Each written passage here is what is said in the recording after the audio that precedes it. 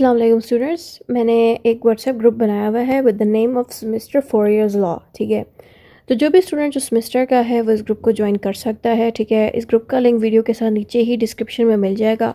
ठीक है, अब ये ग्रुप क्यों इंपॉर्टेंट है, इसमें क्या खासियत है? पहली बात तो ये है कि इस ग्रुप में ये सिखाया जाता है कि आपको एग्ज़ाम का क्या पैटर्न आएगा, एग्ज़ाम का पेपर कैसे अटैम्प्ट करना है, किस तरह के क्वेश्चन पेपर में आ सकते हैं, अगर एमसीक्यूज़ आ गए तो एमसीक्यूज़ किस तरह के पूछे जा सकते हैं।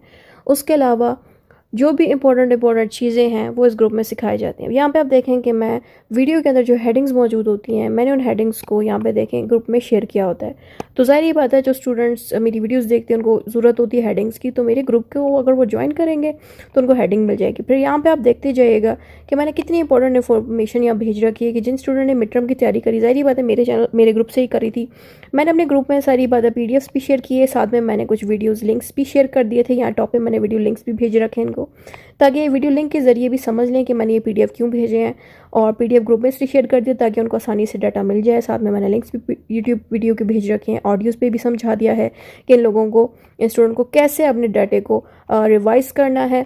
और अल्हम्दुलिल्लाह जिन स्टूडेंट ने मिड टर्म की तैयारी मेरे साथ करी है उनके पूरे नंबर आए हैं अपने मिड टर्म के पेपर में। एक स्टूडेंट के सिर्फ एक नंबर कम थे पेपर में। अल्हम्दुलिल्लाह सारों का एक अच्छा रिजल्ट निकला है मिड टर्म का। इंशाल्लाह फाइनल की भी तैयारी मैंने इस पर स्टार्टअप करा दी है। जो भी स्टूडेंट इसको ज्वाइन करना चाहता है वो लिंक को ज्वाइन कर ले। इंशाल्लाह बाकी स्टूडेंट्स के साथ साथ आप लोगों को भी तैयारी करा दी जाएगी। अब आप टॉपिक को हम स्टार्ट करते हैं। Welcome two levels academy Islamabad. जो यूनिट नंबर 4 है ना, सॉरी यूनिट नंबर 5 जो है हमारा, जो पंजाब यूनिवर्सिटी के स्टूडेंट हैं, आप लोगों को एक सिलेबस दिया गया था, यूनिवर्सिटी ने भेजा था। ठीक है, उसी के अंदर पाकिस्तान स्टडी का जो यूनिट नंबर 2 है उसके अंदर 3 कॉन्स्टिट्यूशन आएंगे। पहले 2 के ऊपर मैं वीडियोस बना चुकी हूँ, उनका लिंक यहाँ टॉप पे लगा दूँगी। उस प्लेलिस्ट में मैंने यूनिट 5 एक्सप्लेन करी हुई है, यानी कि यूनिट 5 में जितने टॉपिक्स हैं 3 ही है टोटल, वो आप देख लेना। ठीक है, उसी यूनिट 5 का जो तीसरा टॉपिक है वो है कॉन्स्टिट्यूशन ऑफ द 1973। इससे पहले जो 2 कॉन्स्टिट्यूशन है मैंने उनकी वीडियोज़ डाल दी, आप देख लेना चाहिए। ये जो कॉन्स्टिट्यूशन है ये अभी भी पाकिस्तान में चल रहा है। ये वो वाहिद कॉन्स्टिट्यूशन है जो चेंज नहीं किया गया, क्योंकि इससे पहले जो 2 कॉन्स्टिट्यूशन थे उनमें कुछ ना कुछ गलतियाँ थीं, कोई ना कोई ऐसी चीज़ उसमें हुई जिसकी वजह से वो चेंज हो गए। ठीक है, और वो गलतियाँ क्या थी, वो प्रॉब्लम्स क्या थी, उन्हीं वीडियोज़ के अंदर आपको समझाया जाएगा, जिनका मैंने लिंक यहाँ पे लगाया हुआ था। वो लाजमी देख लेना, अगर नहीं देखी तो देख लें, अगर देखी हुई है तो फिर तो बहुत आप लोगों ने अच्छा करा है। इससे ये फ़ायदा होता है ना, अगर देखने का ये फ़ायदा है कि पिछला नॉलेज जब होता है ना तो आने वाली वीडियो का जो नेक्स्ट टॉपिक है वो और अच्छे से समझ लगती है। इंट्रोडक्शन से आपने स्टार्ट लेना है, आपने बताना है कि जो पाकिस्तान का ये वाला कॉन्स्टिट्यूशन है ये करंट कॉन्स्टिट्यूशन है एंड मोस्ट इंपॉर्टेंट कॉन्स्टिट्यूशन है। करंट का मतलब है जो अभी भी चल रहा है, उसके लिए हम करंट का वर्ड यूज़ कर सकते हैं। ठीक है, अगर करंट का वर्ड नहीं समझ लग रही तो जो भी आपको वर्ड आसान लगता है आप यूज़ कर सकते हैं। ठीक है, आप इस तरह से भी लिख सकते हैं यहाँ पे कि ये जो कॉन्स्टिट्यूशन है is still being used in Pakistan. ये भी आप लिख सकते हैं, अगर ये लंबी लाइन नहीं लिखनी तो सिंपल लिख दें कि ये करंट कॉन्स्टिट्यूशन है जिस पे लोग अभी भी अमल करते हैं। ठीक है, ये जब आपने बात बता दी, आपने बताना है it was passed by the national assembly on 12 अप्रैल 1973। इसको बनाया कब गया, इसको नेशनल असेंबली। अब नेशनल असेंबली क्या है? नेशनल असेंबली बेसिकली पार्लियामेंट है ना, जो हमारा पाकिस्तान का जो पार्लियामेंट है। पार्लियामेंट कौन सी ब्रांच है गवर्नमेंट की? पार्लियामेंट है लेजिस्लेटिव ब्रांच। अच्छा, मैं आप लोगों को एक चीज़ क्लियर कर दूं, गवर्नमेंट में 3 मेन ब्रांचेस होती हैं, एक एग्जीक्यूटिव ब्रांच होती है, दूसरी लेजिस्लेटिव ब्रांच होती है, तीसरी जुडिशरी। इन तीनों के ऊपर पॉलिटिकल साइंस के सब्जेक्ट में भी पढ़ाया गया। टॉप पे आप उस टॉप पे मैं लिंक लगा दूंगी पॉलिटिकल साइंस की इन 3 वीडियोस का, आप लाजमी जाके देख लेना। अब इन तीनों को समझ लेते हैं। एग्जीक्यूटिव ब्रांच बेसिकली जो बने हुए लॉज हैं लोगों पे अमल उन पे करवाती है। ठीक है, एग्जीक्यूटिव ब्रांच का काम होता है पुलिस पे कंट्रोल रखना, जो गवर्नमेंट सिस्टम है उसको चलाना, इसका ये काम रहता है। जो लेजिस्लेटिव ब्रांच उसका काम होता है लॉज बनाने का। जुडिशरी में सारे कोर्ट सिस्टम आ जाती है, यानी कि जुडिशरी में कोर्ट्स होती हैं जिसमें जजेस बने हुए लॉज को यूज़ करके डिसीजन देते हैं। तो इस तरह से ये तीनों ब्रांचेस वर्क करती हैं। वैसे ही पाकिस्तान की जो पार्लियामेंट है ना, उसका काम है लॉज बनाना, तो ये लेजिस्लेटिव ब्रांच है। इसी पार्लियामेंट के अंदर एक डिपार्टमेंट जिसका नाम है नेशनल असेंबली। तो इस नेशनल असेंबली ने इस कॉन्स्टिट्यूशन को बनाया था 12 अप्रैल 1973 में, और ये कब फोर्स में आया? 14 अगस्त 1973 में। यानी कि बनाया ये पहले गया था, लेकिन लोगों ने इस पर अमल करना शुरू किया 2 दिन बाद। ठीक है, 12 को बना और लोगों ने अमल किया इस पर 14 अगस्त से। This constitution was created to solve the problem of earlier constitution and provide a stable democratic framework. अच्छा, यहाँ पे हमने सिंपल बताना है कि ये कॉन्स्टिट्यूशन इसलिए बनाया गया कि जो दो कॉन्स्टिट्यूशन फेल कर गए, नहीं चल पाए, जो हमने पिछली वीडियो में पढ़े थे, तो इस कॉन्स्टिट्यूशन ने उस मसले को हल कर दिया। यानी कि जो दो कॉन्स्टिट्यूशन जिन वजह से फेल हुए, जिन वजह से उनको ख़त्म करा गया, वो मसला इस कॉन्स्टिट्यूशन में नहीं मिलेगा, क्योंकि ये कॉन्स्टिट्यूशन ज़्यादा बेहतर है उन पिछले वालों से, क्योंकि इस कॉन्स्टिट्यूशन ने एक स्टेबल डेमोक्रेटिक सिस्टम जो है मेंटेन किया, डेमोक्रेसी को मेंटेन किया। डेमोक्रेसी क्या होता है? डेमोक्रेसी एक ऐसा सिस्टम होता है गवर्नमेंट का जिसमें आम सिटीजन गवर्नमेंट के बंदों को वोट दे के सिलेक्ट कराते हैं, यानी कि जिस गवर्नमेंट के बंदे को सबसे ज़्यादा वोट मिलेंगे वही फिर गवर्नमेंट की उस कुर्सी पर जाके बैठ के काम करेगा। ठीक है, इसको कहते हैं डेमोक्रेटिक सिस्टम या डेमोक्रेसी। तो ये ज़्यादा स्ट्रांग हो गया इस कॉन्स्टिट्यूशन के आने से। अब इस कॉन्स्टिट्यूशन ने क्या किया? इस्लाम को भी बहुत अच्छे से चलाया मुल्क में, डेमोक्रेसी को भी बड़े अच्छे से चलाया, और फेडरलिज्म सिस्टम भी बड़ा अच्छे से चलाया। फेडरल सिस्टम क्या होता है? फेडरलिज्म क्या होता है? अच्छा, फेडरल सिस्टम के ना 3 नाम होते हैं। इसको आप फेडरल सिस्टम भी कहते हैं, फेडरलिज्म भी कहते हैं। ठीक है, तीसरा नाम मेरे जहन से निकल गया, या फेडरल स्टेट होगा आई थिंक तीसरा नाम इसका। अच्छा, बहरहाल इसका मतलब ये है ना कि एक बड़ी गवर्नमेंट होती है, उसके साथ बाकी की छोटी गवर्नमेंट प्रोविंसेस में भी होती हैं। इस निज़ाम को, इस सिस्टम को हम फेडरल सिस्टम कहते हैं, जिसमें एक बड़ी गवर्नमेंट होती है मेन वाली, जिसका मेन होल्ड होता है, और बाकी छोटी छोटी गवर्नमेंट प्रोविंसेस के इलाकों में भी मौजूद होती है, जो प्रोविंसेस को चला रही होती है। तो इस तरह से ये सारा कुछ चलता है। अब आ जाती है बात मीनिंग एंड डेफिनेशन की। मीनिंग की बात की जाए तो आपने इसमें पहले कॉन्स्टिट्यूशन एक्सप्लेन करना है, देन कॉन्स्टिट्यूशन ऑफ पाकिस्तान को एक्सप्लेन करना है। यही मेथड ऑब्वियसली मैंने सारी वीडियोस में सेम ही रखा है, ताकि आप लोगों को अलग अलग तरीके से हेडिंग्स ना याद करनी पड़े। सेम मेथड जो मैंने पिछली हेडिंग्स में रखा है, सेम इस पर भी वैसे ही लगाया है, यानी कि चेंजेस नहीं की सीक्वेंस को, उसी तरह से जैसे कॉन्स्टिट्यूशन मैंने पिछली वीडियो में पहले एक्सप्लेन किया, दैन फिर कॉन्स्टिट्यूशन ऑफ पाकिस्तान को रखा। तो इस तरह से आपने दोनों चीज़ों को अलग अलग एक्सप्लेन करना है हर वीडियो में, मतलब हर टॉपिक में। कॉन्स्टिट्यूशन के बारे में हमने बताना है कि ये एक, इसके अंदर सारे लॉज एंड रूल्स लिखे जाते हैं, यानी कि समझ लें कॉन्स्टिट्यूशन एक गाइड बुक होती है एक कंट्री को चलाने की। ठीक है, फिर हमने कॉन्स्टिट्यूशन ऑफ पाकिस्तान का जिक्र करना, जो कि 1973 में बना। इसमें हमने बताना है कि ये कॉन्स्टिट्यूशन में बेसिकली लॉ का फ्रेमवर्क है, यानी कि लॉ की सारी बातें इसमें लिखी गई हैं कि गवर्नमेंट कैसे चलेगी, हर लॉज गवर्नमेंट के बारे में होंगे, और उसमें ये चीज़ बताएगी कि सिटीजन्स के राइट्स को कैसे प्रोटेक्ट करना चाहिए, और पाकिस्तान के ऊपर कौन कौन सी रिस्पॉन्सिबिलिटी होनी चाहिए, यानी कि पाकिस्तान का गवर्नमेंट सिस्टम कैसे अच्छे से चले। तो ये सारा कुछ ऑलरेडी पिछले कॉन्स्टिट्यूशन में भी था, वही सेम बात इन्होंने यहाँ पे भी मैंने लिख दी है। डेफिनेशन की बात कीजिए तो आपने बताना है कि कॉन्स्टिट्यूशन ऑफ पाकिस्तान को, यानी कि ये जब कॉन्स्टिट्यूशन बनाया गया था ना 1973 में, इस कॉन्स्टिट्यूशन में एक चीज़ न्यू हुई। वो एक चीज़ न्यू ये हुई कि पाकिस्तान के कॉन्स्टिट्यूशन को सुप्रीम लॉ ऑफ पाकिस्तान बना दिया, यानी कि जितने भी लॉज पाकिस्तान में बनेंगे वो लॉ कॉन्स्टिट्यूशन के अंडर आने चाहिए। मैं आसान करके भी समझाती हूँ, इससे भी आसान, कि जो लॉ बनता है किसी भी अदारे में, ठीक है, कोई भी कोर्ट डिसीजन लेता है, कोई भी किसी भी तरह का, या कोई भी गवर्नमेंट का इदारा कोई भी एक्शन लेता है, तो गवर्नमेंट का एक्शन, कोर्ट का डिसीजन, और जो लॉ बनाने वाला इदारा लॉ बना रहा है, वो सारे चीज़ें कॉन्स्टिट्यूशन के मुताबिक होनी चाहिए। इनमें से कोई भी हरकत कॉन्स्टिट्यूशन के खिलाफ चली गई तो कॉन्स्टिट्यूशन के अकॉर्डिंग उस चीज़ को ख़त्म कर दिया जाएगा। मिसाल के तौर पे गवर्नमेंट ने कोई ऐसा एक्शन लिया है जिसकी पावर्स उस गवर्नमेंट के डिपार्टमेंट में नहीं मौजूद, यानी कि कॉन्स्टिट्यूशन ने उस गवर्नमेंट को वो पावर्स नहीं दी, फिर भी उस गवर्नमेंट के इदारे ने वो पावर्स यूज़ कर ली, तो उसका मतलब ये है कि गवर्नमेंट ने कॉन्स्टिट्यूशन के खिलाफ एक्शन ली, तो ऐसे एक्शन को कैंसिल कर दिया जाएगा। तो इसे आप जान लें कि कॉन्स्टिट्यूशन को ज़्यादा पावर्स दे दी गई, यानी कि इस 1973 की कॉन्स्टिट्यूशन को सुप्रीम लॉ ऑफ पाकिस्तान बना दिया गया, यानी कि ये सबसे सुप्रीम लॉ है, इसके खिलाफ कोई नहीं जा सकता, इसके खिलाफ कोई एक्शन नहीं लिए जाएंगे। ये एक नई चीज़ है, इसलिए मैं इसको गोल दायरा लगा रही हूँ ताकि आप लोगों को डिफरेंस पता चल जाए। देखें, तीनों कॉन्स्टिट्यूशन में कोई ना कोई डिफरेंसेस हैं। पहले कॉन्स्टिट्यूशन में, जो सबसे पहला कॉन्स्टिट्यूशन था 1956 का, उसमें हमने देखा कि पार्लियामेंट्री सिस्टम में इजाद हुआ। दूसरे कॉन्स्टिट्यूशन में हमने देखा प्रेसिडेंशियल सिस्टम में इजाद हुआ। तीसरे कॉन्स्टिट्यूशन में हमने देखा सुप्रीम लॉ, यानी कि कॉन्स्टिट्यूशन को ही सबसे ज़्यादा बड़ा सुप्रीम लॉ बना दिया गया कि इसके खिलाफ कोई नहीं जा सकता। तो ये मेन चीज़ें हैं जो मैंने यहाँ पे बता दी, ठीक है। और पिछली वीडियोस आप लाजमी देख लें इन दो कॉन्स्टिट्यूशंस की, ताकि आपको पार्लियामेंट्री और प्रेसिडेंशियल सिस्टम भी समझ लग जाए कि वो है क्या और क्यों उसमें डाले गए, ठीक है।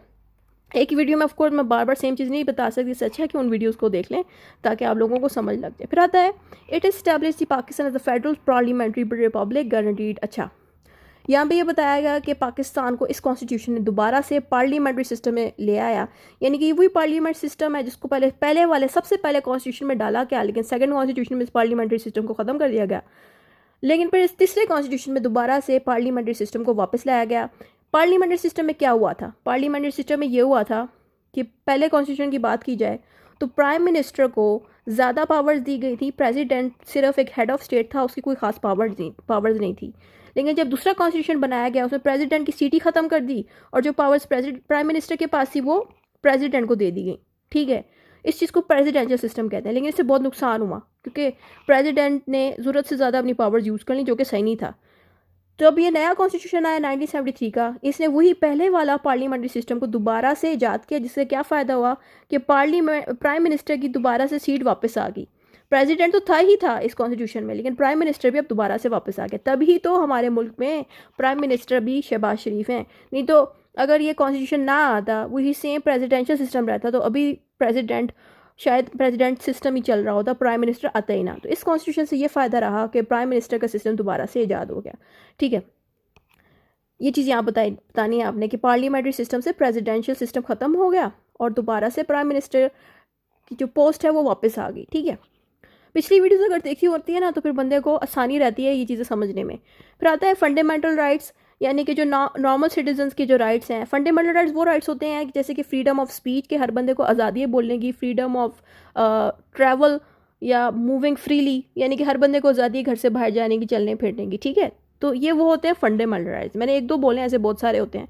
तो ये सारे जो राइट्स हैं वो इस कॉन्स्टिट्यूशन ने प्रोटेक्ट कर लिए एज़ यूजुअल। जैसे कि पिछले कॉन्स्टिट्यूशन ने इन्हीं राइट्स को प्रोटेक्ट किया, वैसे ही पिछले कॉन्स्टिट्यूशन ने कहा कि पाकिस्तान एक इस्लामिक स्टेट है, इसमें इस्लाम के मुताबिक सब कुछ होगा। पिछले दो कॉन्स्टिट्यूशन में ये चीज़ भी रही, वैसे ही सेम इस कॉन्स्टिट्यूशन में भी बताएगी। अब आती है बैकग्राउंड में ऑफकोर्स आपने पिछले दो कॉन्स्टिट्यूशन का जिक्र करना है कि इनमें हुआ ऐसा क्या था जिसकी वजह से ये नया कॉन्स्टिट्यूशन बना। यहाँ पे ऑफकोर्स मैंने 1 से 2 लाइन में बातें लिखी हैं अपनी आसानी के लिए, क्योंकि ऑफकोर्स मैं इतना लंबा तो बोल नहीं पाऊंगी, सांस चढ़ जाएगी। इसलिए उससे अच्छा है कि आप पिछली वीडियोस देख लो इन दो कॉन्स्टिट्यूशंस की, जिससे ये फ़ायदा होगा कि उन दो कॉन्स्टिट्यूशंस की आपको हिस्ट्री पता चल जाएगी, बैकग्राउंड पता चल जाएगा। वो इन्फॉर्मेशन फिर आप यहाँ दे सकते हो, जिससे आपके अच्छे मार्क्स आएंगे। जितना डिटेल्ड आंसर होता है उतने अच्छे मार्क्स मिलेंगे, चांसेस बढ़ जाते हैं। ठीक है, और ज़रूरी पॉइंट्स को ना जो आप लिखते हो अपने आंसर में, उसको ब्लैक मार्कर से या ब्लू मार्कर से बोल्ड कर दिया करो। ठीक है, ताकि एग्जामिनर को आपकी ज़रूरी बातें दिखें कि आपने ये चीज़ें भी ऐड करी हैं। प्रीवियस कॉन्स्टिट्यूशन का हमें जिक्र करना है कि जो पाकिस्तान है उसमें तकरीबन 3 कॉन्स्टिट्यूशन थे। पहले 2 कॉन्स्टिट्यूशन का आपने साल डाल देना है कि ये 2 कॉन्स्टिट्यूशन थे जो नहीं चल पाया, क्या ना चलने की क्या रीज़न थी, वो बात है आपने इसमें बता देनी है। ठीक है, इसमें यहाँ पे मैं लिखा है कि ये 2 कॉन्स्टिट्यूशन थे, और आगे की लाइन बेशक हटा दें, सिर्फ इन 2 कॉन्स्टिट्यूशन की जो हिस्ट्री है वो बता दें पिछली वीडियोस देख के। ठीक है, एंड देन फिर आप आएंगे नेक्स्ट पॉइंट पे कि political instability, authoritarian rule and the east west Pakistan tension created the need for a strong and stable constitution. यहाँ पे मैंने वो रीज़न बता दिया कि ये जो पिछले कॉन्स्टिट्यूशन थे वो क्यों बेकार चले गए, क्यों फेल कर दिए गए, क्योंकि पॉलिटिक्स में बहुत ज़्यादा इंस्टेबिलिटी थी। और जो अथॉरिटेरियन मीन जो बंदे अथॉरिटी पे थे ना, जो पावर में थे, वो अपनी पावर्स को मिसयूज़ करना शुरू हो गए। ऊपर से ईस्ट और पाकिस्तान की लड़ाई लगी हुई थी अपनी जगह। इनके बारे में मैं ऑलरेडी दो दफ़ा बता चुकी हूँ वीडियो में, उससे अच्छा है वहीं से देख लेंगे ना तो ये बातें आराम से समझ लग जाएगी। इसी वजह से, इन हरकतों की वजह से एक ज़्यादा स्ट्रॉन्ग कॉन्स्टिट्यूशन की हमें ज़रूरत पड़ी। इसीलिए 1973 का जो कॉन्स्टिट्यूशन है वो ज़्यादा स्ट्रॉन्ग है, उसमें कोई भी कमी आपको नहीं दिखेगी जो कमियां हमें पिछले 2 कॉन्स्टिट्यूशन में दिखी थी। ठीक है, यहाँ मैंने 1-2 लाइन में वाइंड अप करा, आप चाहो तो उसमें पूरी तफसील दे सकते हो कि हुआ क्या था, कब्ज़ा किया गया, मार्शल लॉ लगा, वगैरह वगैरह, जो मैंने पिछली वीडियो में बताया वो सारे बात इसमें डाल दो। फिर नेक्स्ट हेडिंग आती है सेपरेशन ऑफ ईस्ट पाकिस्तान। अब यहाँ से बेसिकली ईस्ट पाकिस्तान हमसे अलग हो गया, जो मैंने दूसरी 2 वीडियोज़ में बताया था बार बार कि ईस्ट पाकिस्तान हमसे अलग हो जाएगा, ईस्ट पाकिस्तान हमसे अलग हो जाएगा। क्यों अलग होगा? देखें, ईस्ट पाकिस्तान में सारे लोग रहते थे बांग्लादेशी। ठीक है, तो वो जो बांग्लादेशी थी ना, उनकी बन नहीं रही थी वेस्ट पाकिस्तान के लोगों के साथ किसी रीज़न से। ठीक है, अगर क्या रीज़न है, क्यों नहीं बन रही थी, नेट से जाके आप लोग इनकी इन्फॉर्मेशन जान लें, क्योंकि बहुत से रीजंस थी, एक वीडियो में कवर नहीं हो पाएगा। ठीक है, तो ये जो बांग्लादेशी थे ना, इनको इग्नोरेंस फील होना शुरू हो गया कि पाकिस्तान के जो दूसरी साइड के लोग हैं वो हमारे साथ अच्छा सलूक नहीं कर रहे। ठीक है, मैंने टू द पॉइंट बता दिया कि अच्छा सलूक नहीं कर रहे। ठीक है, रीज़न तो बहुत सी हो सकती हैं कि क्यों बांग्लादेशी अलग हुए। तो इस तरह से जब बांग्लादेशी को फील हुआ कि वो इग्नोर्ड हो रहे हैं, उनको अच्छा नहीं फील हो रहा बांग्लादेशी को, तो उन्होंने क्या किया, बगावत स्टार्ट करी, सड़कों पे निकलना शुरू हो गए, लड़ाइयाँ फैलना शुरू हो गई। तो उससे क्या हुआ कि 1971 में बांग्लादेश एक मुल्क बन गया, जिसमें हमारे साइड का जो पाकिस्तान है, ईस्ट की साइड का, वो अब ख़त्म हो गया। अब वो पाकिस्तान की वो साइड अब बांग्लादेश के नाम से जानी जाती है। ठीक हो गया, जिसकी वजह से पाकिस्तान दोबारा से और छोटा हो गया। यानी कि जहाँ पाकिस्तान इतना बड़ा था जिसमें बांग्लादेश भी था, अब वो बांग्लादेश हमसे अलग हो के पाकिस्तान अब बहुत ही छोटा सा रह गया। ये चीज़ हमने देखी थी 1971 में, ये सब हुआ। सही है, तो इस वजह से लोगों को दिख गया कि अब बांग्लादेश पे अब हमसे अलग हो गया, हमारा पॉलिटिक्स भी इतनी ख़राब जा रही है, हमारे इतनी जगहों पे इतने नुकसान हो रहे हैं।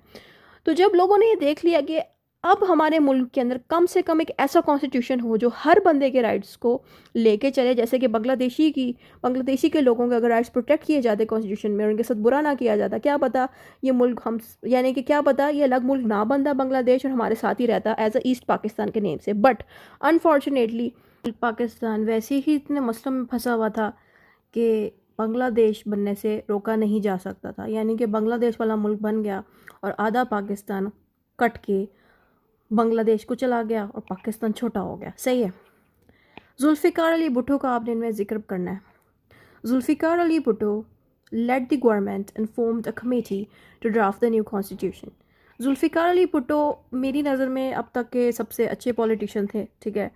ज़्यादा हिस्ट्री तो ऑफ कोर्स डिटेल से आपको इनकी मिल जाएगी। मुझे ये इसलिए अच्छे लगे ना क्योंकि इन्होंने पाकिस्तान में बहुत ज़्यादा फैक्ट्रीज़ बनवाई थी ताकि पाकिस्तानी ज़्यादा से ज़्यादा पैसा कमा सकें, उनकी जो फाइनेंशियल हालत है वो और बेहतर हो सके।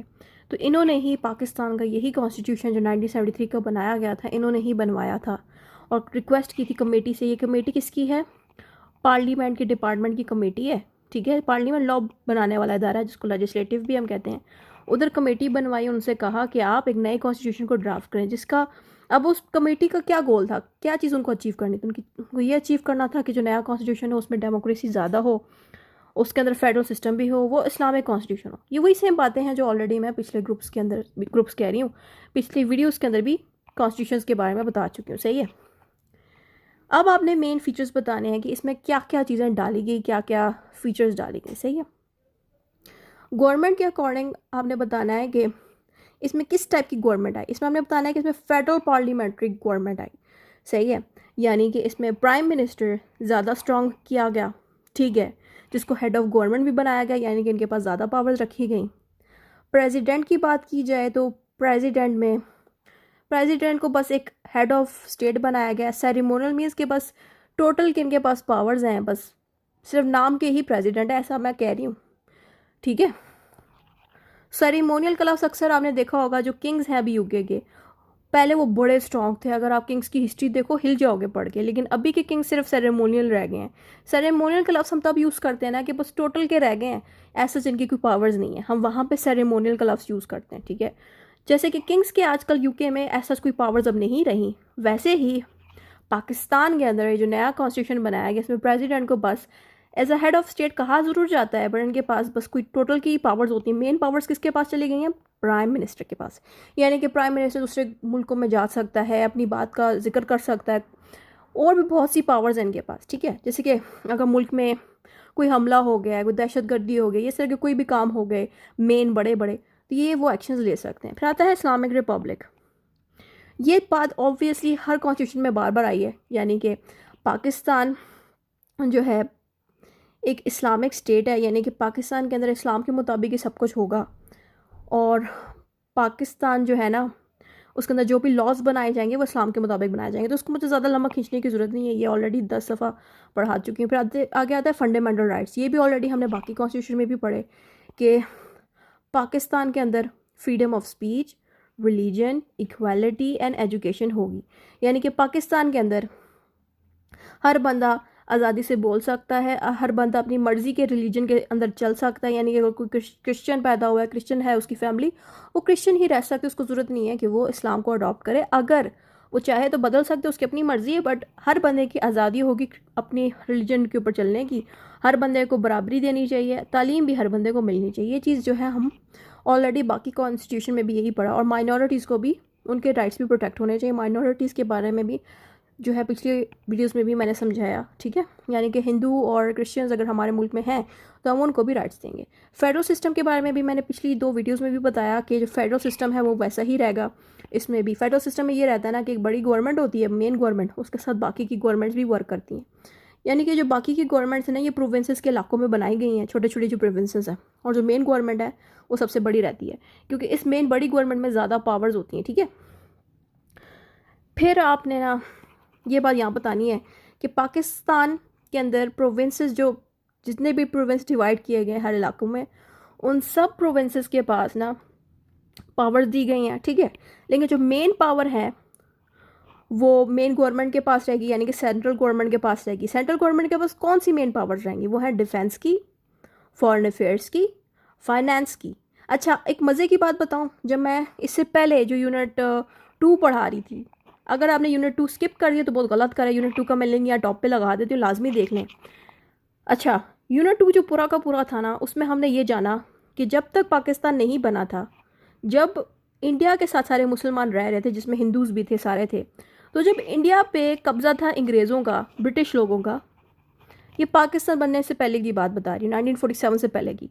तो उस वक्त क्या सीन होता था ना कि जो इंडियन थे, जिसमें मुसलमान भी थे और हिंदूज भी थे, इनको भी पावर्स मिली थी गवर्नमेंट में, ठीक है। इनकी पावर्स कहाँ इनको मिलती थी? प्रोविंसेस में, यानी कि प्रोविंस के इलाकों में इंडिया से हिंदूज़ और मुसलमान एज अ लीडर बैठ सकते थे। लेकिन मज़े की बात ये थी कि जो ब्रिटिश थी ना, ब्रिटिश की government, main central power, central government की पावर ब्रिटिश ने अपने पास रखी। और वो पावर्स पता है कौन सी रखी थी उन्होंने अपने पास? डिफेंस की पावर, फॉरेन अफेयर्स की पावर और फाइनेंस की पावर। यही सेम पावर जो सेंट्रल गवर्नमेंट में ब्रिटिश लोगों ने अपने पास रखी, वही सेम पावर्स पाकिस्तान में भी इसी तरह दी गई कि जो मेन पावर्स हैं मुल्क को प्रोटेक्ट करने की, डिफेंस की पावर्स, दूसरे मुल्कों के साथ डीलिंग करने की पावर्स, और पैसे के टैक्स वगैरह को हैंडल करने की पावर्स, ये सारी पावर्स मेन गवर्नमेंट ने अपने पास रखी। लेकिन जो प्रोविंस की गवर्नमेंट है, वो खुद को चलाने के लिए उनके पास पावर्स मेंटेन रहेंगी, यानी कि प्रोविंस के इलाके उनको मेंटेन करना, उनको चलाना, ये सारी पावर्स इन प्रोविंसेस की लोकेशन में रहेंगी। ये चीज़ यहाँ बताई गई है। फिर आता है पार्लियामेंट्री सिस्टम। पार्लियामेंट्री सिस्टम में आपने बताना है national assembly is the main legislative body, ठीक है। यानी कि जो पार्लियामेंट है ना पाकिस्तान का, वो लॉ बनाने का इदारा है, जिसको हम लेजिस्लेटिव कहते हैं, लेजिस्लेटिव ब्रांच गवर्नमेंट की, ठीक है। इसी पार्लियामेंट के अंदर एक ब्रांच है जिसका नाम है सेनेट, सॉरी उल्टा बोल दी, जिसका नाम है नेशनल असेंबली। दूसरी ब्रांच का नाम है सेनेट। अब आपको यहाँ से अजीब लग रहा होगा कि जब मैंने इससे पहले वाला 1962 का कॉन्स्टिट्यूशन पढ़ाया था, तो उसमें 2 ब्रांचेस नहीं थी पार्लियामेंट में। पार्लियामेंट में सिर्फ एक ही डिपार्टमेंट था, वो था नेशनल असेंबली का। बट अब क्या सीन हुआ कि जैसे ये कॉन्स्टिट्यूशन नया वाला बनाया गया 1973 का, इसमें इस पार्लियामेंट के अंदर 2 ब्रांचेस रखवा दी गई। सेनेट बड़ी वाली ब्रांच है, जिसमें ज़्यादा मतलब बड़े वाले मेंबर्स और बड़ी रिस्पेक्ट वाले मेंबर्स बैठे होते हैं। नेशनल असेंबली वाली वो ब्रांच है जो लॉज बनाती है ज़्यादातर, और ये वो बंदे होते हैं जिनको वोट के थ्रू ये लोग आते हैं। सही हो गया? तो ये बातें मैंने यहाँ पे बता दी। तो इस तरह से 2 ब्रांचेस बन गई, और इन्हीं 2 ब्रांचेस का यहाँ पे जिक्र किया गया कि नेशनल असेंबली जो ब्रांच है इसी पार्लियामेंट की, वो लॉ बनाने वाली मेन ब्रांच है। सेनेट की बात करें तो सेनेट के अंदर बंदे कहाँ से आते हैं? सेनेट के अंदर बंदे प्रोविंसेस के इलाकों से आते हैं, ठीक है। Laws are passed by the parliament and the prime minister runs the government. Laws कौन बनाता है? जाहिर बात है पार्लियामेंट का पार्लियामेंट बनाता है, वो लेजिस्लेटिव ब्रांच है, जो मैं पहले बता चुकी हूँ। इसी पार्लियामेंट के अंदर ये 2 ब्रांचेस मौजूद हैं, ठीक है। फिर हमने ये भी बताना है कि जो प्राइम मिनिस्टर है उसका काम होता है गवर्नमेंट को चलाना, ठीक है, और पार्लियामेंट लॉज बनाती है। अब यहाँ पे पावर्स के बारे में थोड़ा सा जान लेते हैं। पार्लियामेंट के पास कौन सी पावर्स है? Legislative powers. प्राइम मिनिस्टर के पास कौन सी पावर्स है? Executive powers. एग्जीक्यूटिव का मतलब है मुल्क चलाने वाली पावर्स, मुल्क को एडमिनिस्ट्रेट करने की पावर्स। जैसे कि हम मुल्क को चलाते हैं ना, उस बंदे को एग्जीक्यूटिव कहा जाता है। लेकिन जो लोग मुल्क के लिए लॉज बना रहे हैं, उन लोगों को कहा जाता है लेजिस्लेटिव। सही हो गया? तो ये चीज़ें मैंने अभी इसलिए बता दी क्योंकि जब आप पॉलिटिकल साइंस का सब्जेक्ट पढ़ोगे ना, तो उसमें भी यही 3-4 ब्रांचेज आएंगी। 3 ब्रांचेज है main, executive, legislative and judiciary. सही है? अब जुडिशरी यहाँ पे मैं पढ़ा देती हूँ। जुडिशरी होती है कोर्ट्स, जिसको जजेस संभालते हैं। ये भी एक ब्रांच है जो पॉलिटिकल साइंस में भी अलग से मैं समझा दूंगी डिटेल से। यहाँ पे बस आप इतना बता दें कि जुडिशरी एक इंडिपेंडेंट ब्रांच है, यानी कि कॉन्स्टिट्यूशन कहता है जुडिशरी को इंडिपेंडेंटली वर्क करना चाहिए, यानी कि हुकूमत को किसी भी हाल में गवर्नमेंट के मामलात में हुकूमत को किसी भी हाल में, गवर्नमेंट को किसी भी हाल में कोर्ट्स के मामलों में नहीं दखल देना, यानी कि कोर्ट्स इंडिपेंडेंटली वर्क कर सकती हैं सारे केसेस में। ये बात बेसिकली हमें कॉन्स्टिट्यूशन समझा रहा है, ठीक है।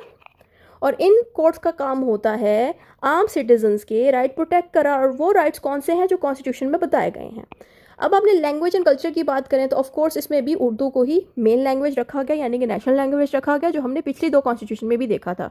जहाँ तक रही बात कल्चर की, तो पाकिस्तान का जो भी कल्चर है, जैसे अगर हम सिंधीज़ की बात करें, उनका अपना एक कल्चर है, वैसे ही पेशावर में जो रहने वाले पख्तून हैं, पठान है, उनका अपना कल्चर है, पंजाबियों का अपना है। तो यहाँ पे ये कहा गया है कि हर बंदे का जो कल्चर है उसको प्रोटेक्ट किया जाए, कोई भी एक दूसरे के कल्चर का मजाक ना उड़ाए, ना ही किसी के कल्चर को बुरा समझे। पाकिस्तान में ऑफकोर्स बहुत से कल्चर के लोग रहते हैं, सारे मुसलमान होते हैं, बट उनका कल्चर थोड़ा डिफरेंट रहता है। कोई सिंधी होगा, उनका अपना कल्चर है, वैसे ही हर किसी का डिफरेंट रहता है।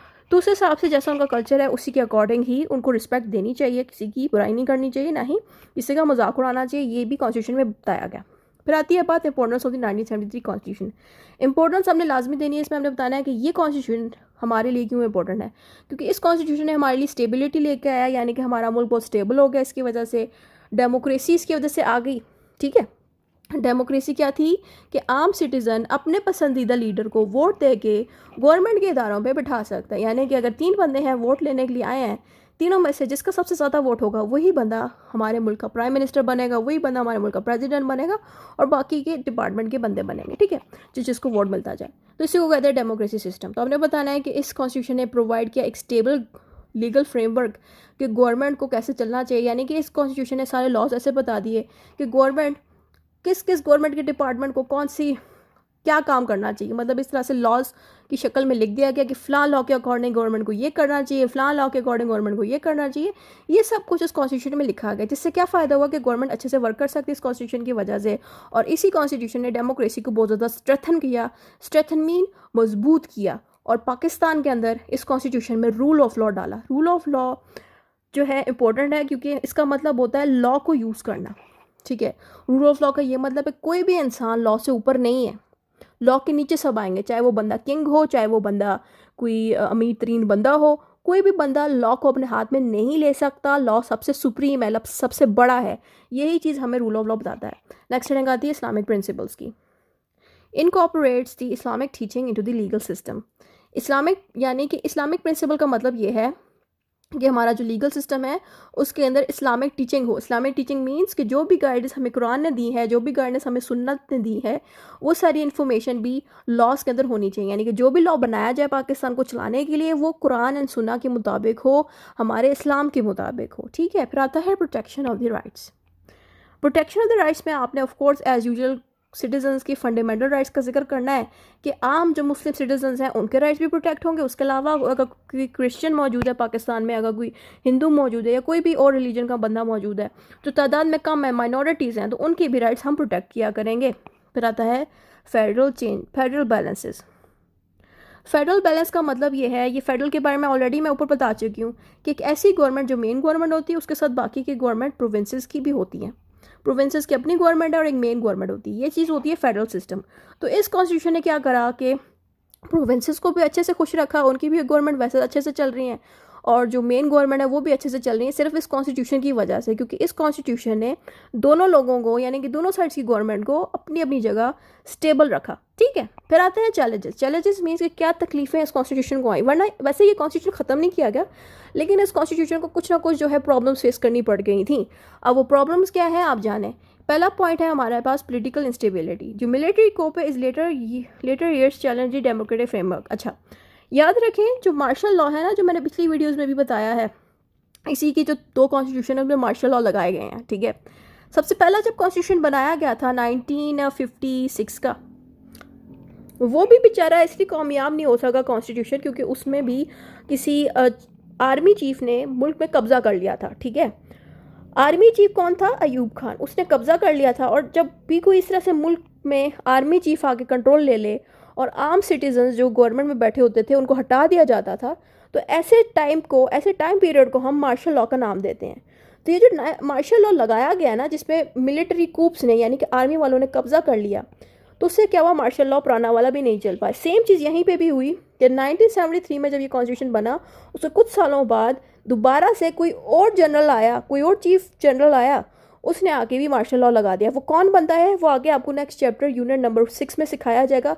यूनिट नंबर 6 की वीडियो का लिंक यहाँ मैं टॉप पे लगा देती हूँ, वहाँ पे सारे मार्शल लॉज मौजूद है, देख लें, क्योंकि उनमें से भी पेपर्स में सवाल पूछे जा सकते हैं मार्शल लॉ से। ठीक है, तो मार्शल लॉ की वजह से जो मिलिट्री कूप है, यानी कि आर्मी वालों का जैसी कब्जा हो जाता है पाकिस्तान में कुछ सालों बाद, उसकी वजह से इस कॉन्स्टिट्यूशन के अंदर जो चीज़ें हैं उस पर अमल नहीं किया गया। यानी कि जब आर्मी ने कब्जा कर लिया पाकिस्तान में, तो कॉन्स्टिट्यूशन में जो राइट्स दिए गए, कॉन्स्टिट्यूशन में जो बातें बताएंगी, उस पर अमल करना कम हो गया, ठीक है। क्योंकि जो आर्मी है ऑफकोर्स वो तो फिर अपने हिसाब से लॉज को फिर हैंडल करती है ना, अपने हिसाब के लॉज बनाती है।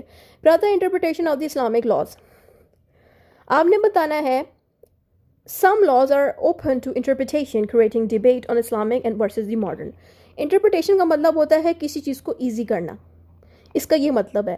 तो यहाँ पे ये बताया गया है कि अगर कोई इस्लामिक लॉ थोड़ा मुश्किल है, एक इंसान को समझ नहीं लग रही या गवर्नमेंट को समझ नहीं लग रही कि हम इस्लाम को कैसे अप्लाई कराएं, तो इस सिचुएशन पे ये बताया गया कि जो मॉडर्न लॉज हैं जो मुल्क को चलाने के काम आ रहे हैं, उन मॉडर्न लॉज के साथ हम इस्लाम को कैसे जोड़ सकें। क्योंकि आप लोगों को मैंने क्लियर बता दिया था कि पाकिस्तान एक इस्लामिक कंट्री है और कॉन्स्टिट्यूशन में भी बताया गया जो भी लॉ बनाया जाएगा इस्लाम के मुताबिक बनाया जाएगा। तो यही एक चैलेंज और मुश्किलात इस कॉन्स्टिट्यूशन को फेस करनी पड़ी कि जो भी नए लॉज बन रहे थे उसको कैसे इस्लाम के मुताबिक बनाया जा सके। ये भी एक बहुत बड़ा मसला जो है स्टार्ट हो गया था, जिसकी वजह से इस कॉन्स्टिट्यूशन को थोड़ी सी प्रॉब्लम्स फेस करनी पड़ गई। फिर नेक्स्ट हेडिंग आती है implementation issue. Some parts of the constitution are not fully implemented, causing administrative problem. Implementation का मतलब होता है नाफिज करवाना, नाफिज करवाना। काफ़ी स्टूडेंट्स को नाफिज का मतलब नहीं पता, किसी पे ज़बरदस्ती लगाना। जैसे होता है ना, आप सड़क पे जा रहे हो एज अ स्टूडेंट, आप लोग अगर लड़का कोई देख रहा है, आप लोग बाइक चलाते वक्त क्यों हेलमेट पहनते हो? बाइक चलाते वक्त क्यों हेलमेट पहनते हो? क्योंकि आप लोगों पे ज़बरदस्ती गवर्नमेंट ने ये चीज़ लगाई है कि अगर आप लोग हेलमेट नहीं पहनोगे, खुदा ना खास्ता आप लोगों का एक्सीडेंट हो जाएगा। तो इस तरह से हम पे गवर्नमेंट इम्प्लीमेंट कर रही है, यानी कि हम पे लगा रही है वो लॉज। क्या लॉज लगाए हैं हम पे कि हम बाइक चलाते वक्त सर पे हेलमेट पहने। वैसे ही अगर गाड़ी आप लोग चलाते हैं तो गाड़ी चलाते वक्त ड्राइवर खास तौर पे सीट बेल्ट लगाए, वरना आपने देखा होगा लोग नहीं लगाते, बट ये लॉज आए गए हैं कि आपको लगाने पड़ेगी सीट बेल्ट, अगर नहीं लगाओगे आपको फाइन होगा। तो इस चीज़ को कहते हैं इम्प्लीमेंट करना, लोगों पे लगाना। तो यहाँ पे बताया जा रहा है ना कि कॉन्स्टिट्यूशन के काफ़ी सारे हिस्से, यानी कि कॉन्स्टिट्यूशन के काफ़ी सारे पार्ट्स सही से गवर्नमेंट ने लोगों पे नहीं लगाए, ना ही खुद पे लगाए गवर्नमेंट ने। इसी वजह से एडमिनिस्ट्रेशन करते वक्त, यानी कि गवर्नमेंट को चलाते वक्त मसला बना, क्योंकि बहुत सी चीज़ें जो ऑलरेडी कॉन्स्टिट्यूशन ने बताई हुई थी बट उन पे गवर्नमेंट अमल नहीं कर रही थी, इम्प्लीमेंट ही उसको नहीं कर रही थी। तो ये भी एक प्रॉब्लम फेस करनी पड़ी इस कॉन्स्टिट्यूशन को। ठीक हो गया, इतना ही था इस वीडियो में, कंक्लूजन आ जाती है